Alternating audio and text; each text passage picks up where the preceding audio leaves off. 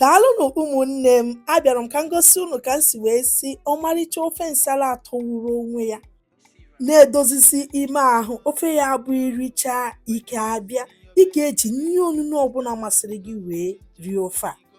Ofe a bụ ofe ya bụ inye nwaanyị mụrụ nwa ọfụrụ ofe a, ọ sị gị daalụ nne. Eji m anụ dị iche iche wee si ya, ma ihe eji nwekwa azụ wee si ya. Ọya soro m ka m gosi gị ka m si wee sie ofe a.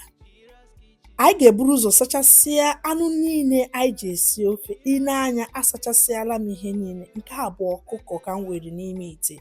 Ihe ọzọzikwa bụ ụkwụ anụ na uru anụ ka m were. Ihe niile asachasịala m ihe niile. Nke a wa afọ anụ ka m tiri. Ihe ọzọzikwa bụ nnu, ntisizie nnu, eti ime ogiri bekee.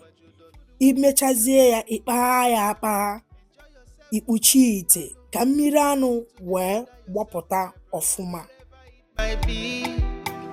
Anyị na-echekwa anụ ka ọ gbọọ. Nke a bụ ji nke anyị ga-eji wee lee ofe a.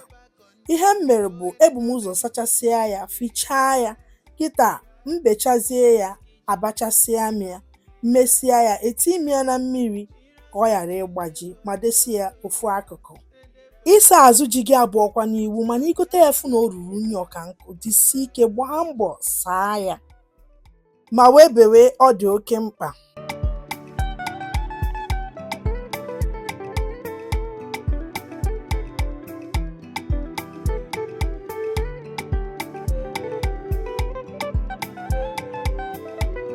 Unu n'anya, ebesiala m ji ka anyị nene ihe anyị siri n'ọkụ. Ekwunyela m ite, mmiri anụ agbapụtakwa n'ọfụma. Ihe ọzọ m meziwo ịkpagha anụ akpagha. Mkpaghachazie ya, eweru m mmiri gbanye n'ime anụ, maka mmiri a ka anyị ga-eji wee si ofe a. Imechazie, ịchọkwa inene na ogiri bekee ma nnu atọkwa n'ime ya. Nke a wee ebe m na-akpa ya. Mkpaghachazie ya, eweruzie m ji ahụ nke m beru tinye ya n'ime ofe a ka ji a ga-eyi. Anyị mesizie ya, anyị mechie ite, ma anụ anyị siri gbakwanụ ma ji yekwa anụ ọfụma. Oge na-adịghị anya ka m ga-anene ihe m siri n'ọkụ. I nee anya kịta, ịfụ na ọ gbọsie n'ike and ji ya eyekwa anụ ọfụma. Ịfụrụ mma ntị rie. Nke a na-egosi na ji eyee n'ọfụma. Ihe ọzọ m meziwo ịgụpụtasịwa ji a n'ime ya. It's always a solution, looking for the perfect kitchen to deal with. I got your back on this, so anytime, any place where you dey, Mira's kitchen dey for you. Agụpụtasịala m ji ya. Ihe ọzọ m meziwo iwe ya na blender, kwọọ ya ka ji dee ma gbarie ọfụma. Mana inwekwa ikwe, iwu iji gị n'ikwe wee suo ya ọfụma, ma ya dekwa ma gbarie ọfụma. I nee anya kịta, ịfụ na emesiala m. Ekupụtakwana m ya n'ime blender, ịfụ na ọ gbariri ọfụma ka ma ofu mkpụrụ adịghị n'ime ya.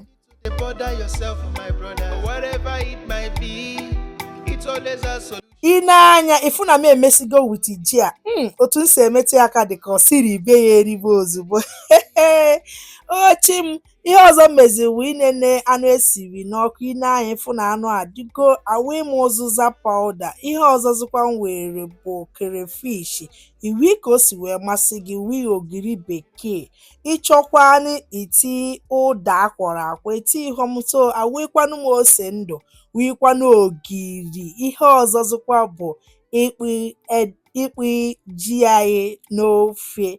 Marụkwa amarụ na ji a buru ibu, anyị agaghị etichakwa ancha. So etiri m ụfọdụ, mmesizie, ekwuchie m ite, ma ya sụọ ọfụma, ji agbazesia ma yee. Oge na-adịghị anya ka anyị nenere ofe a. I nee anya, fụ na ji agbazesia na ma lọọ ka m si wee chọọ. Ịchọkwa ka ọ lọkwuo, itikwuo ji gị.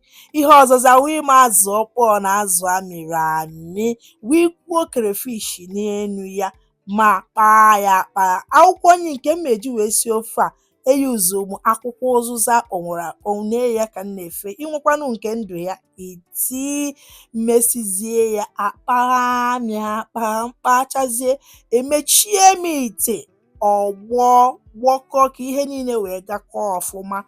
Ịchọkwa inene na ogiri bekee na nnu atụkwara ọfụma ka isi wee chọọ.